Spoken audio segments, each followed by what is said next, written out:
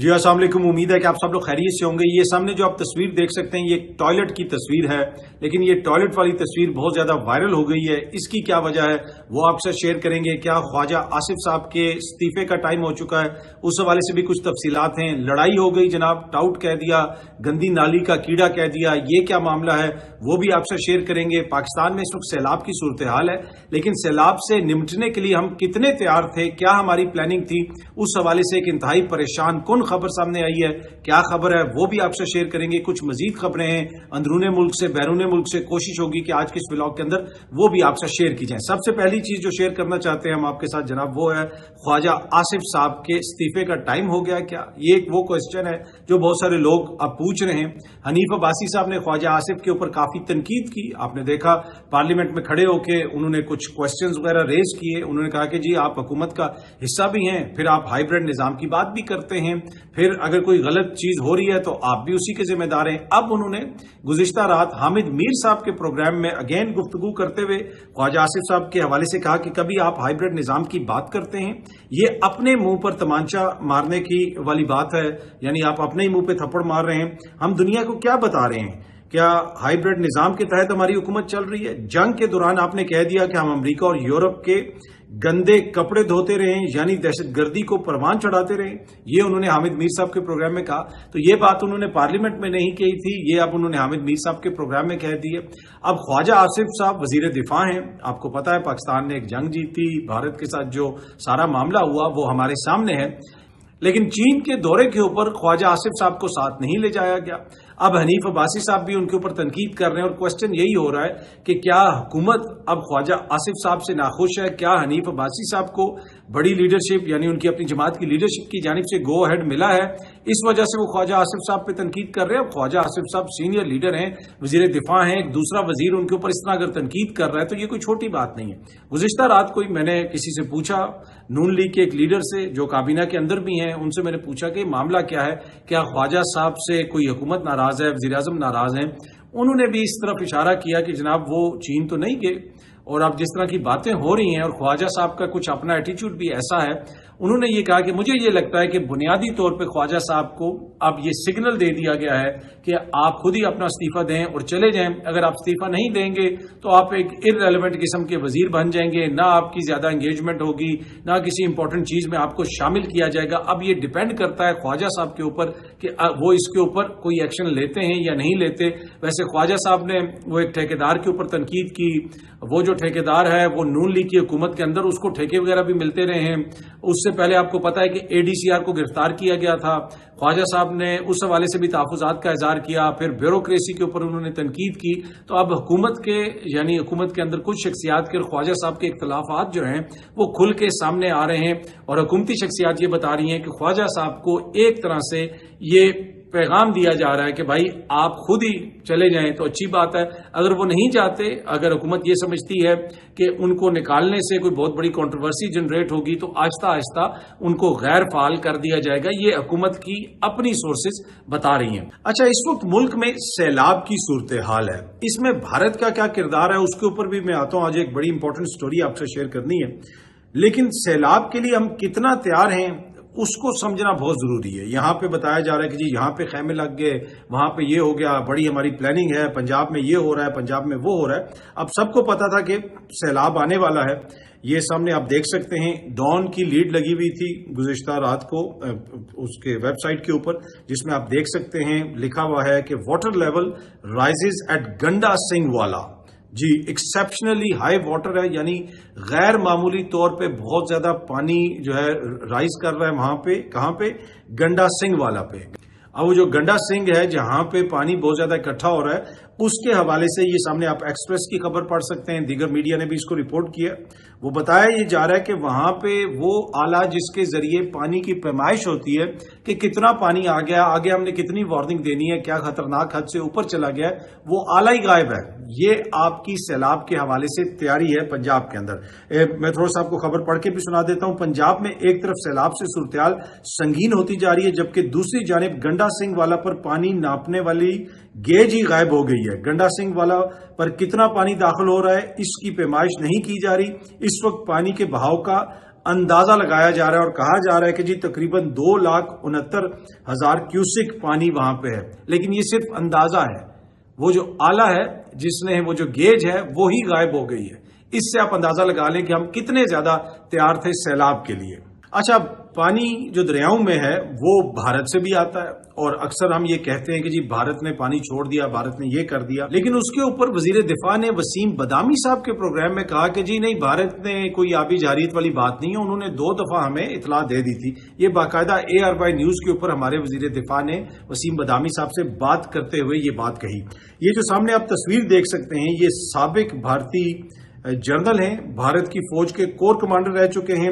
General کنول جیت سنگھ ڈھلوں ان کا نام ہے اور ان کا ایک کلپ کافی زیادہ وائرل ہوا ہے جس میں وہ یہ کہہ رہے ہیں کہ جی پاکستان کے اندر مختلف دریا ہیں، مختلف ادھر نالے ہیں، یہ ہے وہ ہے، ان کی سٹور کرنے کی کچھ کیپیسٹی ہے، تو ہم یہ کر سکتے ہیں کہ آنے والے دنوں میں ہم یہاں پہ زیادہ پانی سٹور کر سکتے ہیں.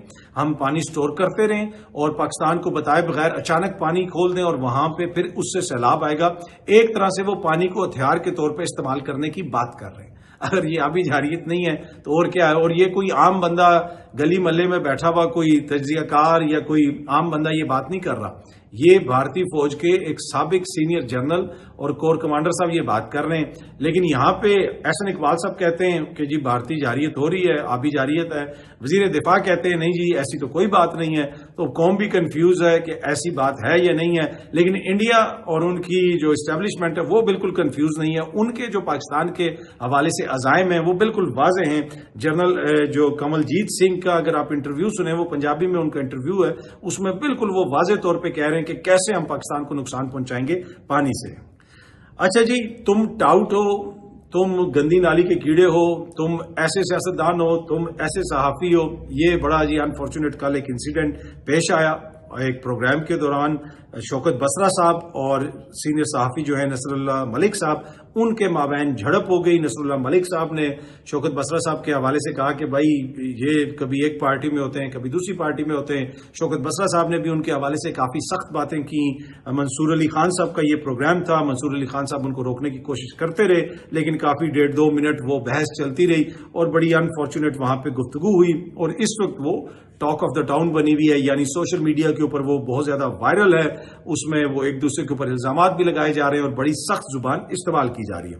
اچھا جی، علیمہ خان صاحبہ کے بیٹے کی جو ضمانت پہ فیصلہ محفوظ کیا گیا تھا، کل پھر شام کو وہ فیصلہ سنا دیا گیا اور ان کو ضمانت پہ رہا کر دیا گیا. اب اس وقت تک جس وقت میں یہ ویڈیو بنا رہا ہوں ایگزیکٹلی پتہ نہیں ہے کہ ان کے مچلکے وغیرہ جمع کروا دیے گئے ہیں، ان کو رہا کروا لیا گیا ہے یا پھر آج ان کو رہا کروایا جائے گا. ویسے آج عمران خان صاحب سے ملاقات کا دن بھی ہے، کچھ لیڈران نے جا کے آج ان سے ملاقات کرنی ہے. اگر آپ نام دیکھیں کس کس کی آج ملاقات ہوگی، اس میں سے مابیہ طاہر صاحبہ ہیں، شباب ریاض صاحب ہیں، شمیب آفتاب صاحب کا نام ہے، اس کے ساتھ ساتھ عادل بازئی صاحب کا نام ہے، اویس جھکر صاحب کا نام ہے، عبدالسلیم صاحب کا نام ہے. آپ دیکھتے ہیں کہ ان لوگوں کی خان صاحب سے ملاقات ہوتی ہے یا نہیں ہوتی. اچھا جی، یہ سامنے آپ دیکھ سکتے ہیں مریم بی بی نے یہ ٹویٹ کی ہوئی ہے، innovated portable wash rooms constructed and placed at relief camps in Chiniot. وہ یہ کہہ رہی ہیں کہ یہ پورٹیبل ٹوائلٹس ہیں، یہ ہم نے چنیوٹ میں لگا دیے ہیں. وہاں پہ جو سیلاب متاثرین ہیں ان کے لیے بڑی اچھی بات ہے، یہ ٹوائلٹس لگائے گئے ہیں. اب جو انہوں نے تصویر شیئر کی ہوئی ہے اپنے ٹویٹر کے اوپر، آپ اس کو آپ دیکھیں، یہ سامنے آپ کو بھی تصویر نظر آ رہی ہوگی. اس کے نیچے لکھا ہوا ہے اوپو، آگے کوئی ماڈل وغیرہ لکھا ہوا ہے رینو سم تھنگ 3 پرو 4G. آگے جو ڈیٹ لکھی ہوئی ہے وہ 3/9/2023 کی ڈیٹ ہے. ٹائم جو ہے وہ صبح تقریباً 2:30 بجے کا ٹائم ہے. یہ جب تصویر انہوں نے اپلوڈ کی اس وقت رات کے تقریباً 9:50 تھے گزشتہ رات کے. اچھا، اب یہ جو تصویر ہے اس کے حوالے سے پھر بہت ساری چیزیں سوشل میڈیا پہ آنا شروع ہو گئی کہ جناب یہ تو تصویر OLX پہ لگی ہوئی ہے. اب یہ سامنے سائٹ پہ جو ویڈیو چل رہی ہے، اس ویڈیو کے اندر آپ دیکھ سکتے ہیں، آپ اگر اس امیج کو جا کے گوگل امیجز میں ڈال کے سرچ کریں تو ایگزیکٹ میچ کے طور پہ یہ آپ کو OLX کی سائٹ پہ لے جاتا ہے. سائٹ پہ وہاں پہ یہ پورٹیبل ٹوائلٹس جو ہیں وہ بک رہے ہیں، 1,75,000 ان کی قیمت ہے. اور یہ جو OLX پہ اشتہار لگا ہوا ہے سامنے، یہ 1 ویک پرانا ہے لاہور کا.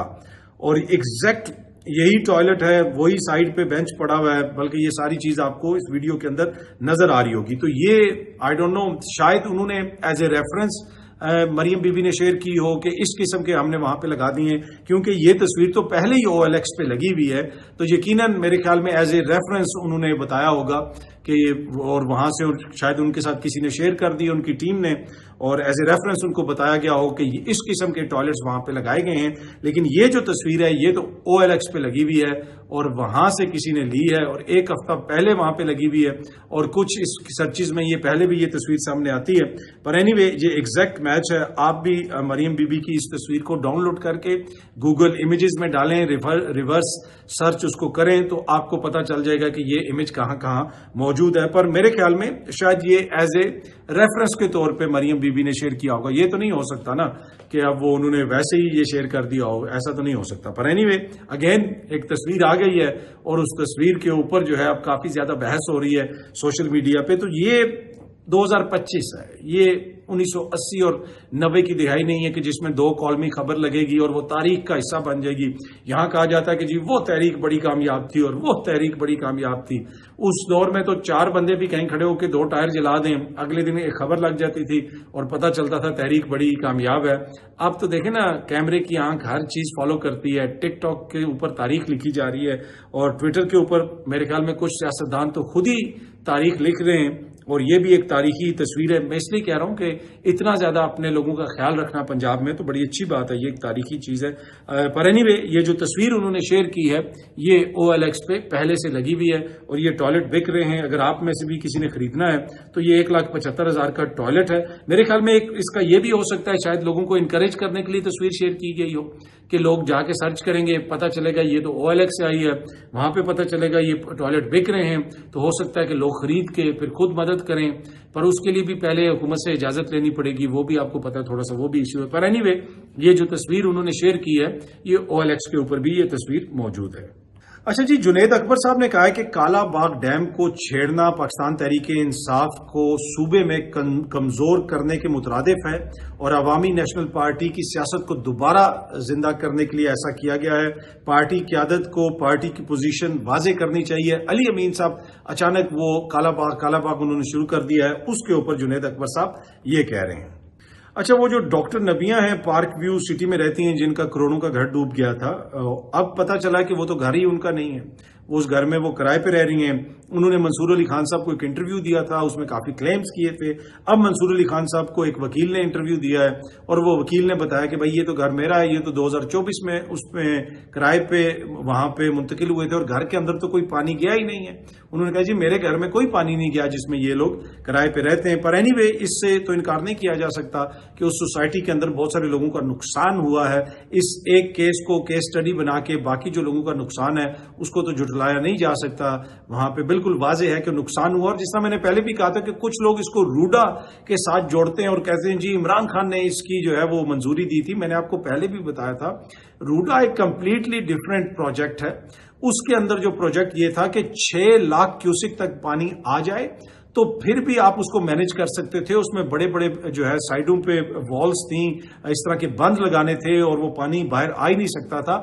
پھر ادھر اندر 3 جو ہے وہ بیراجز ٹائپ چیزیں بنانی تھی اس طرح کی کہ جناب وہ پانی کو کیسے کنٹرول کرنا ہے, کتنا پانی چھوڑنا ہے, کتنا پانی روکنا ہے, وہ سارا اس کے اندر میکنزم تھا. اور 3 اس طرح کے کوئی بیراج ٹائپ بھی وہاں پہ بننے تھے, پھر اس میں سے نہریں نکلنی تھیں. تو وہ جو ایریا ہے وہ اس پہ ابھی بھی سیلاب نہیں آیا. یہ وہ ایریا جس کی خان صاحب مخالفت کرتے تھے, اور خان صاحب نے ایک اپنے انٹرویو میں بھی کہا تھا کہ وہاں پہ اتنے ایکڑ زمین خرید لی گئی, اور جو ہے حلیم خان صاحب اس کو ریگولرائز کروانا چاہتے تھے, لیکن انہوں نے اس سے انکار کیا. اچھا جی, مریم بی بی جو ہیں وہ سیلاب جو افیکٹریز ہیں ان بچوں سے بات کر رہی تھی, بڑے شفقت سے ان سے پیش آ رہی تھی. بچے بھی ان سے بڑی محبت کرتے ہیں, بلکہ عظمہ بخاری صاحبہ نے مجیب الرحمان شامی صاحب سے گفتگو کرتے ہوئے بتایا کہ جب وہاں پہ مریم بی بی گئیں تو ایک بچے نے ان کے منہ پہ ہاتھ لگا کے کیا کہ یہ اصلی ہیں, مطلب یہ وہی ہیں جن کو ہم ٹی وی پہ دیکھتے ہیں. اور بچے نے بڑی شفقت کا, محبت کا اظہار کیا, اور ان کو سلانٹی بھی کھلائی. وہ جو آپ اس کو کیا کہتے ہیں, سلانٹی کو کرپس کہہ لیں, جو بھی کہہ لیں, جو سلانٹی ہوتی ہے وہ بھی اس نے مریم بی بی کو کھلائی. اور مریم بی بی وہاں سے بچوں سے بات کر رہی تھیں, اور کسی بچی نے شاید بتایا کہ یہ میری گڑیا ہے یا میرا نام گڑیا ہے. تو مریم بی بی نے کہا کہ میرے گھر میں مجھے سارے گڑیا کہہ کر بلاتے ہیں, میں بھی گڑیا ہوں. تو بالکل بچوں کے ساتھ وہ گھل مل گئیں اور انہوں نے بچوں کو بتایا کہ میں بھی گڑیا ہوں. تو یہ بڑی اچھی بات ہے. وہ بچوں کا سے جا کے انہوں نے شفقت کا اظہار کیا اور ان کو بتایا کہ جناب وہ بھی گڑیا ہیں.